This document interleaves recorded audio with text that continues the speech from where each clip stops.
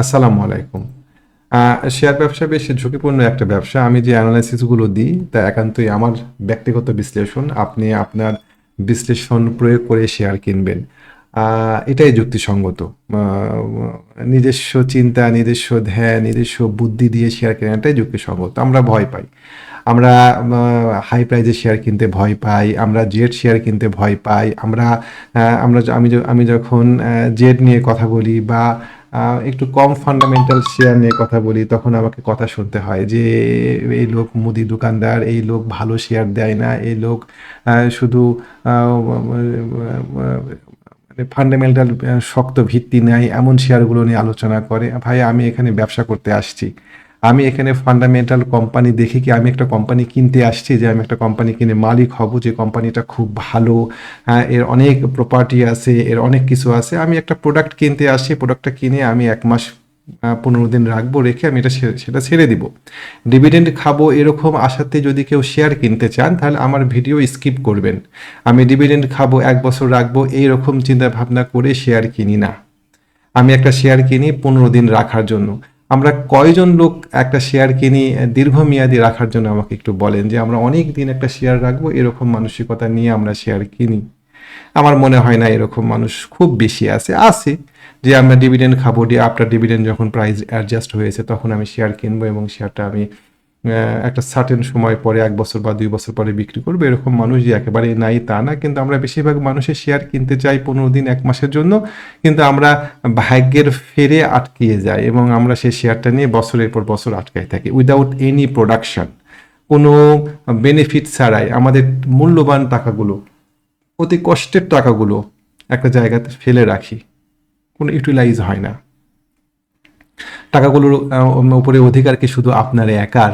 এই টাকাগুলোর উপরে অধিকার আপনার পরিবারের, আপনার প্রতিবেশীর, গরিব দুঃখী মানুষের, আপনার বাবা মায়ের, ভাই বোনের, সবার। আপনি ফর নাথিং অত্যন্ত কষ্টের টাকাগুলো শেয়ার মার্কেটের একটা জায়গাতে ফেলে রাখেন শুধুমাত্র না জানার কারণে। একটা শেয়ার বেড়ে গিয়েছে এ কারণেই কিনবো না, একটা শেয়ার জেড এ কারণেই কিনবো না, একটা শেয়ার ফান্ডামেন্টালি শক্ত না এই কারণেই কিনবো না। আপনি ফান্ডামেন্টাল শক্ত শেয়ার কিনে কি ধরা খাননি? মাল্টি ন্যাশনাল কোম্পানিগুলো একসময় মার্কেট দাপিয়ে বেড়িয়েছে। BAT BC, Berger, Reckitt Benckiser, Renata, Bata shoe, Linde BD, এই শেয়ারগুলো একসময় মার্কেটে কিংস ছিল। এখন সেই শেয়ারগুলো মার্কেটে কেউ কিনতে চায় না। ব্যাংক, ৬টা ব্যাংক অ্যাবলিশ হয়ে গেল। ব্যাংকগুলো কি ফান্ডামেন্টালি শক্ত ছিল না? অথচ আপনি ইন্স্যুরেন্স কিনছেন, কিন্তু ইন্স্যুরেন্স কিনছেন লো পেটাপের শেয়ার, তখন আপনারা বলবেন না যে শেয়ারগুলো পচা। ইন্স্যুরেন্সের একটা মুভ দিলে পরে আপনারা অস্থির হয়ে যান। অথচ অনেক শেয়ার আছে যে শেয়ারগুলো আপনাকে ডাকে। আজকে বেশ কিছু শেয়ার নিয়ে আলোচনা করব, যে শেয়ারগুলো আপনাদের কাছে মনে হবে যে শেয়ারগুলো ভালো না,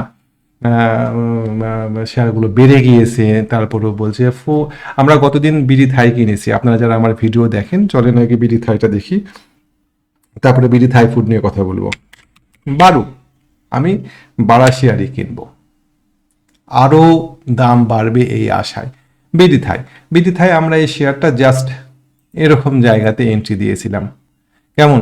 আমরা এই জায়গাতে বিডি থাই এন্ট্রি দেওয়ার বহুবিধ কারণ ছিল। কেমন আমরা এই জায়গাতে বিডি থাইটা দেখছিলাম? দেখেন, আমরা সবসময় বলি বেবি ক্যান্ডেলের যদি মজাটা আপনারা বুঝতে পারতেন একবার, তাহলে পরে আপনারা শুধু বেবি ক্যান্ডেলই খুঁজতেন। বেবি ক্যান্ডেল দিয়ে স্মার্ট মানি সঠিক জায়গায় চার্টের, যে কোনো জায়গায় আবার না, সঠিক জায়গায় চার্টে এন্ট্রি দেয়।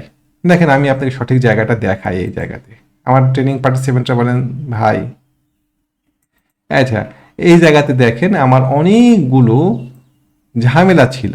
এই ঝামেলাটা জাস্ট এই ঝামেলার নিচেই এই বেবি ক্যান্ডেল। আমি যখন এই দুইটা বেবি ক্যান্ডেল এই জায়গাতে দেখলাম, তখন আমি সঙ্গে সঙ্গে সিদ্ধান্ত নিয়েছি যে এই শেয়ারটা কিনতে হবে। আমরা কিন্তু 11 টাকা 40 পয়সা শেয়ারটার এন্ট্রি দেওয়া আছে এবং আজকে আমাদের ম্যাচিউর ডেট।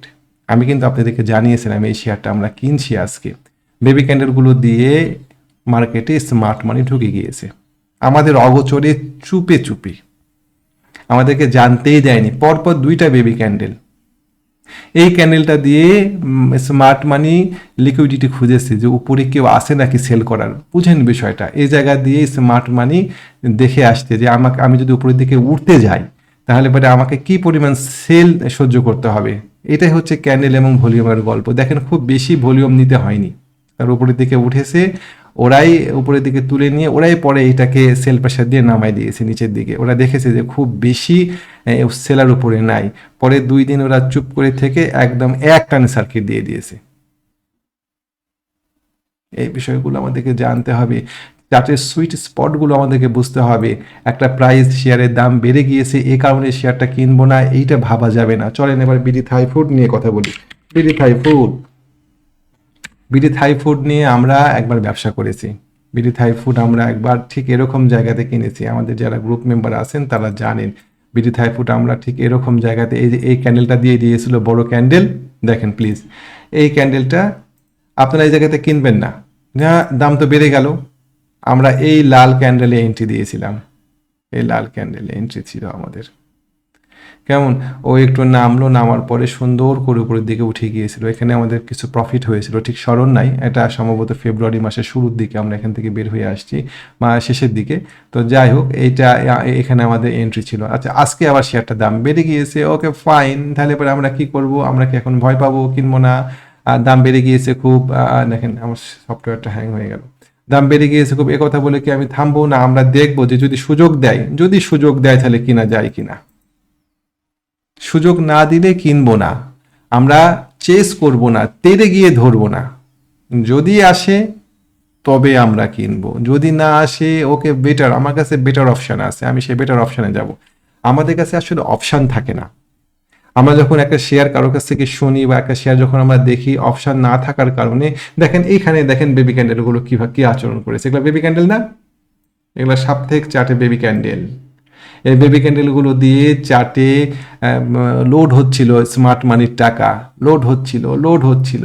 এই শেয়ারটা কি মনে করেছেন এখানেই থেমে থাকবে? যে কোনো কারেকশানে এন্ট্রি দেন না এই শেয়ারটাতে, এনি কারেকশান। দেখেন আপনাকে সুন্দর অনেকখানি, এতখানি স্পেস ফাঁকা আছে কিন্তু এই শেয়ারটাতে, এতখানি স্পেস ফাঁকা আছে, বিশাল স্পেস। সো ভয় পাওয়া যাবে না, একটু কমলে পারে আমরা এই শেয়ারটাতে এন্ট্রি দেওয়ার চেষ্টা করব ইনশাআল্লাহ। তবে চেস করা যাবে না, চেস করলে পারেই আপনি ফোমোতে আক্রান্ত হবেন, ফেয়ার অফ মিসিং আউট। আরে সর্বনাশ, বিডি থাই বেড়ে গেল, বিডি থাই ধরতে পারলাম না, বিডি থাই এত লুক্রেটিভ পজিশনে ছিল, আমার হাতছাড়া হয়ে গেল। বিডি থাই হাতছাড়া হবে, বেঙ্গল উইন্ডশোর আসবে, বেঙ্গল উইন্ডশোর হাতছাড়া হয়ে যাবে, কপারটেক আসবে, কপারটেক হাতছাড়া হয়ে যাবে, সিনো বাংলা আসবে, আরটি ফুড আসবে, তারপরে নাভানা ফার্মা আসবে, স্যালভো আসবে, সাপোর্ট আসবে, অনেক শেয়ার আসবে, একটা যাক আর একটা আসবে। আমি তাড়াহুড়া করব না। আপনার কাছে যদি অপশন থাকে, আপনি যদি জানেন সঠিক হিসাব যে আপনি কোনটার পরে কোনটা কিনবেন বা কিভাবে একটা শেয়ার কিনবেন, তাহলে ফোমোতে আক্রান্ত হবেন না। আমাদের এই বিষয়গুলো জানতে হবে। আমি এখন এই ভিডিওটা আপলোড করার পরে দেখবেন কমেন্টে অনেকে লিখছে এই লোক খালি বড় হাই রেটে শেয়ার কিনাই দেয়, অথচ আমি হাই রেটে শেয়ার কিনবো, এটাই হচ্ছে আমার technique, buy high sell higher. শেয়ারটা জেড না, এ না, বি না, সি না, ডি না, ই, এটা আমি দেখবো না। আমি দেখবো এটা একটা পণ্য, আমার কাছে এটা একটা পণ্য। আমি একটা শেয়ার কিনে ডিভিডেন্ড খাওয়ার জন্য সুদীর্ঘ সময় ধরে রাখবো না। আমি একটা শেয়ার কিনবো, ডিভিডেন্ড খাবোই না, আমি 15 দিন 1 মাসের মধ্যে ম্যাক্সিমাম শেয়ারটা সেল করে দিব। যদি পটেনশিয়ালিটি না দেখি সেটা থেকে বের হয়ে চলে আসবো। এটা হচ্ছে আমার টেকনিক। সুতরাং আমার কাছে জেড বা এর কোনো গুরুত্ব নাই। তো ঠিক আছে, আমরা বিডি থাই ফুড নিয়ে কথা বললাম, এবার চলেন আমরা দেখি বেঙ্গল উইন্ডশোর। বেঙ্গল উইন্ডশোর, বেঙ্গল উইন্ডশোর, বেঙ্গল উইন্ডশোরটাও শেয়ারটারও দাম বেড়ে গিয়েছে, ওকে ঠিক আছে। বেঙ্গল উইন্ডশোর যদি ও আমাদেরকে কেনার সুযোগ দেয় আজকে, তাহলে পরে আমরা কিনবো হাই রেটে না। গতদিনকে কেনার সুযোগ দিয়ে দিয়েছিল বেঙ্গল উইন্ডশোর। গতদিনকে যারা 18 টাকাতে শেয়ারটা কিনতে পেরেছিল তারা বেশ ভালো করেছে এই শেয়ারটা। তো যাই হোক, আমরা এই শেয়ারটা আমরা দেখব, যদি আজকে কিছু কমে পাওয়া যায়, এগুলো শেয়ার কিন্তু ভালো হবে, এগুলো শেয়ার দূরে যাবে, অনেক দূরে যাবে এগুলো শেয়ার। আজকে যদি বেঙ্গল উইন্ডশোর টান দেয় তাহলে পরে এটা এটা আসলে একটা আনলিশ অবস্থাতে যাবে। দেখা যাক, আমরা সার্টেন, গতকালকে কেনার উপযুক্ত দিন ছিল বেঙ্গল উইন্ডশোর, আজকে যদি কমে তাহলে কিনতে হবে, চেস করা যাবে না কোনো শেয়ার। তারপরে তারপরে কপারটেক, কপারটেক, সফটওয়্যারের সমস্যা হচ্ছে। কপারটেক, কপারটেক শেয়ারটা দেখেন, গতকালকে কপারটেক আমরা আমাদের গ্রুপে এন্ট্রি ছিল। কপারটেক আজকেও কেনা যায়। ওকে, আপনারা কিনতে পারেন কপারটেক শেয়ারটা। যে কোনো কারেকশানে যদি আসে শেয়ারটা কিনবেন। কোথায় কিনবেন সেটা একটু বিবেচনা করবেন, কতটুকু নিচে কিনবেন। দাম বাড়ছে এটাতে ভয় পাওয়া যাবে না, স্টপ লসটা কোথায় হবে সেটা ঠিক করবেন। ডেফিনেটলি স্টপ লস না নিয়ে কোনো শেয়ারে, আপনার কাছে একটা শেয়ার কিনবেন কিন্তু আপনি স্টপ লস দেখবেন না, এটা হতেই পারে না। আপনাকে স্টপ লস মাথায় রেখে শেয়ার কিনতে হবে। আপনার প্রতিবারই সফল হবেন এমন না, আপনার ভুল হবে। ভুল হলে কোথায় শেয়ারটা থেকে বের হয়ে যাবেন এটা আমাদেরকে দেখতে হবে। তা না হলে পরে আলটিমেটলি আমরা লুজার হব। কপারটেক শেয়ারটা ভালো, কিছু টেকনিক্যাল ব্যাখ্যা দিই কপারটেক কেন শেয়ারটা ভালো। শেয়ারটাতে আমাদের এখানে স্ট্রাকচার ছিল, আমরা এখানে শেয়ারটা থেকে বের হয়ে আসছি। এখানে দেখেন 618 ফিবোনাকি 618 সে রিট্রেসমেন্টে আসছে। ফিবোনাকি উঠে গিয়েছে, 618 রিট্রেসমেন্টে আসছে। শেয়ারটাতে একটা শক্ত রেজিস্ট্যান্স এরিয়া ছিল এরকম জায়গায়, দেখেন জাস্ট এরকম জায়গায়। কেন বলছি রেজিস্ট্যান্স ছিল, এখানে এখানে বাধাগ্রস্ত হয়েছে, এখানে বাধাগ্রস্ত হয়েছে। দেখেন একটু, আমি যদি এটাকে টানি, এই বিষয়গুলো জানতে হবে। কোথায় চার্টে ঝামেলা আছে, কোথায় চার্টে রেজিস্ট্যান্স আছে, কোথায় চার্টে প্রতিবন্ধকতা আছে, জাস্ট কতদিনকে সে এই প্রতিবন্ধকতা পার করেছে, তাই না? আজকে যদি রিটেস্ট হয় তাহলে পরে কেন আমরা ভয় পাবো? Buy high sell higher. Share কিনে বসে থাকার কোনো দরকার নেই ভাই, আমরা প্যাসিভ ইনকাম করতে আসছি। আমাদের কিছু টাকা দরকার, আমাদের কিছু বাড়তি টাকা দরকার, যে বাড়তি টাকাটা দিয়ে আমরা একটু স্বাচ্ছন্দ্যে আমাদের জীবনটাকে অতিবাহিত করবো। টাকাগুলো ফেলে রাখার তো কোনো মানে নাই, ফর নাথিং। আমরা অন্যের কাছ থেকে শেয়ার কিনবো, শেয়ার কিনে আমরা অনেক টাকা দিয়ে শেয়ার কিনবো, আমাদের কোনো ট্রেড প্ল্যান থাকবে না, না থাকার কারণে আমরা ধারাবাহিক প্রফিট করতে পারবো না। আমরা কোনো এক সময় লাভ করেছি অনেকগুলো টাকা, আমাদের মাথার মধ্যে ঢুকে আছে শেয়ার ব্যবসাতে অনেক টাকা লাভ হয় মাঝে মধ্যেই, কিন্তু আমরা করতে পারি না। আমার করতে পারি না তার মানে এই না যে হবে না, আমাদের সামনে আরও হবে এই আশাতে আমরা আবার এখানে আসি, এবং আমরা এইভাবে এই চক্রের মধ্যে পড়েই যাই। বছরের পর বছর আমরা ব্যবসা করতে থাকি, কিন্তু আলটিমেটলি ব্যবসাতে আমাদের তেমন কোনো ফলাফল আসে না। এটা আনফর্চুনেট, আমাদের এখান থেকে বের হয়ে আসতে হবে। চলেন নাভানা ফার্মা। নাভানা ফার্মা, অনেকগুলো শেয়ার নিয়ে কথা বলবো আজকে। নাভানা ফার্মা শেয়ারটা ভলিউম নাই, একটু প্রবলেমেটিক একটা জায়গা তৈরি হয়ে আছে, ভলিউম নাই এই শেয়ারটাতে, কিন্তু তারপরও এই শেয়ারটা আমার কাছে ভালো লাগছে। এই শেয়ারটা কেমন, এই শেয়ারটার ক্ষেত্রে একটু ওয়েট করে আরো পরেও শেয়ারটা কেনা যায়, অথবা আজকেও শেয়ারটা কেনা। যদি আজকে শেয়ারটা কিনেন, স্টপ লস ছোট্ট একটা স্টপ লস হবে, জাস্ট 56 টাকায় স্টপ লস হবে, 58 টাকাতে শেয়ারটা কিনবেন। এই শেয়ারটা উপরের দিকে যাবে। আমি গতকালকে আমাদের গ্রুপের শুরুতেই বলে দিয়েছিলাম যে আজকে ফার্মাসিউটিক্যাল সেক্টরে মুভ আসতে পারে, আজকে জেটগুলো রিকভারি করার চেষ্টা করতে পারে। এই বিষয়গুলো আমাদেরকে বুঝতে হবে। আজকে ইন্স্যুরেন্সগুলো কারেকশানে আসবে, ইন্স্যুরেন্সগুলো খামাখা ইন্স্যুরেন্সগুলো নিয়ে খামাখা কিছু মানুষ অতিরিক্ত উৎসাহিত হলো। এই মানুষগুলোর কে অনেকেই ফলো করেন, তারা ক্ষতিগ্রস্ত হলো। ইন্স্যুরেন্সগুলো মুভমেন্ট করার কোনো স্কোপই নাই, আমি এখনও বলছি, এবং বেশ বোল্ডলি বলছি যে ইন্স্যুরেন্সগুলো এখন মুভ করতে পারবে না। সাধারণতই প্রথমত যে টেকনিক্যালি ইন্স্যুরেন্সগুলো মুভ করার কোনো স্পেস নাই, সামনে টেকনিক্যালি জায়গা নাই। দ্বিতীয়ত এপ্রিল মাসে ইন্স্যুরেন্সগুলো আমরা যদি বিগত দিনগুলোতে তাকাই দেখি, 2024, 2025, 2023 এই সময়গুলোতে ইন্স্যুরেন্স মুভ করেনি এপ্রিল মাসে, এই মাসেও। সুতরাং সামনে এপ্রিল মাসে ইন্স্যুরেন্সগুলো মুভ করবে এরকম আশা করাটা সঠিক হবে না। তো ঠিক আছে, নাভানা ফার্মা শেয়ারটা বেশ ভালো পজিশনে আছে। নাভানা ফার্মাটা কিন্তু আমরা গ্রুপে হোল্ড করছি, আমাদের কিন্তু কেনার দামের থেকে একটু উপরেই আছে এই শেয়ারটা। এই শেয়ারটা সামনে ভালো হতে পারে। সালভো কেমিক্যাল,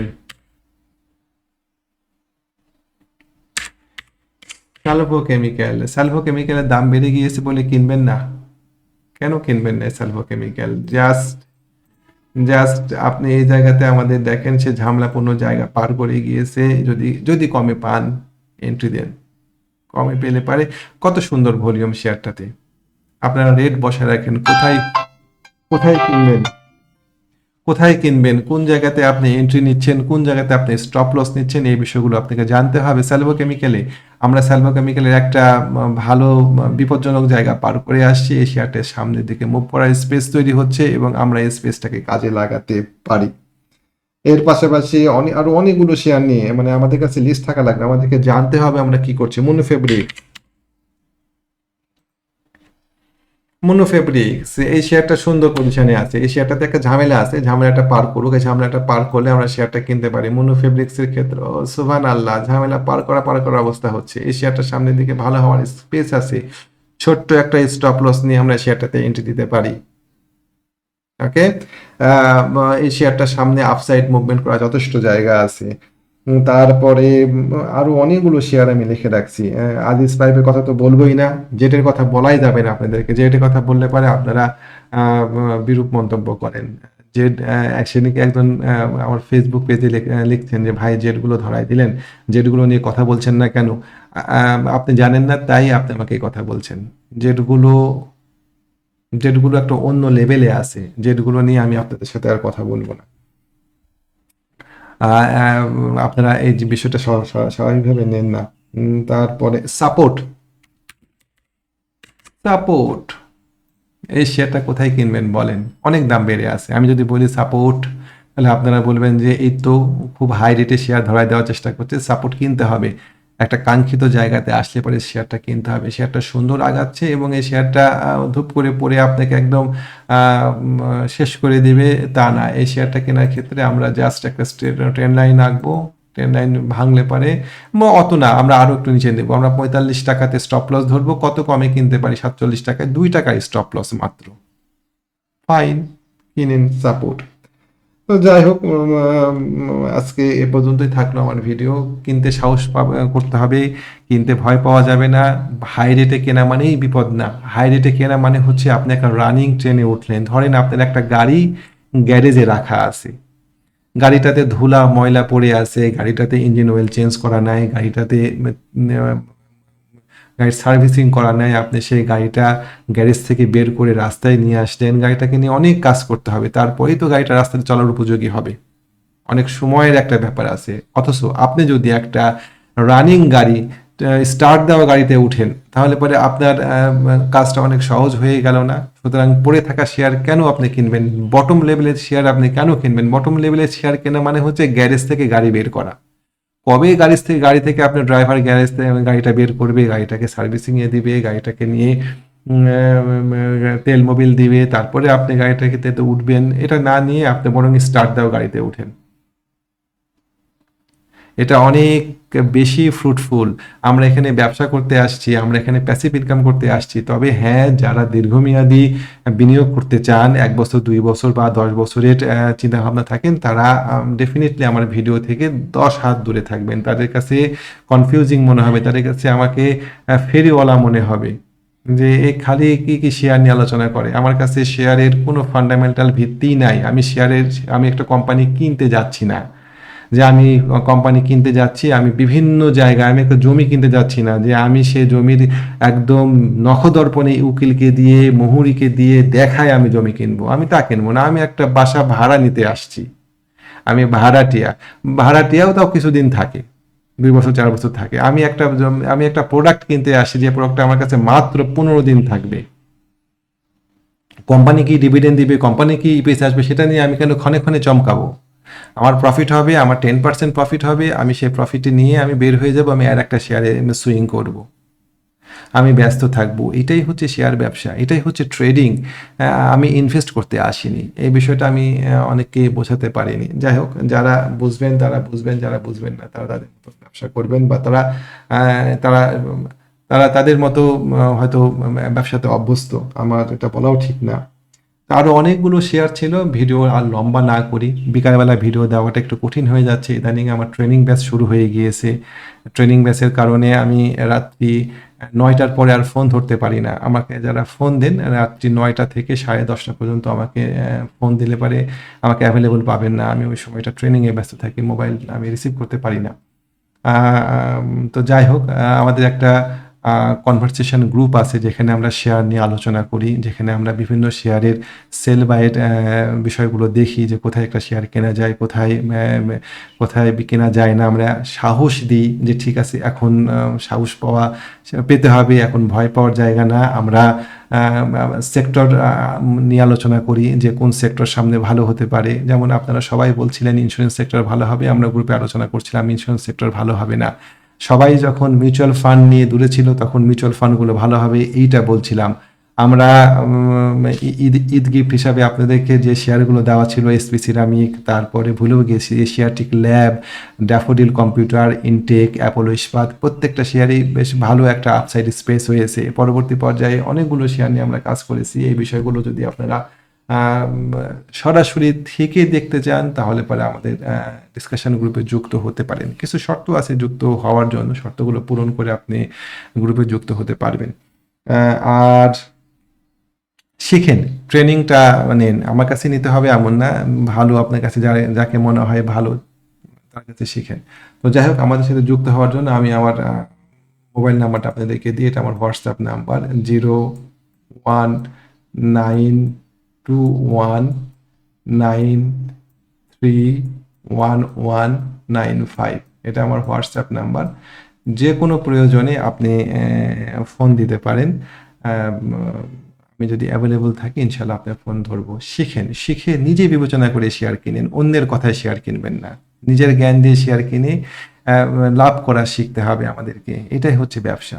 অন্যের মুখে ঝোল খেয়ে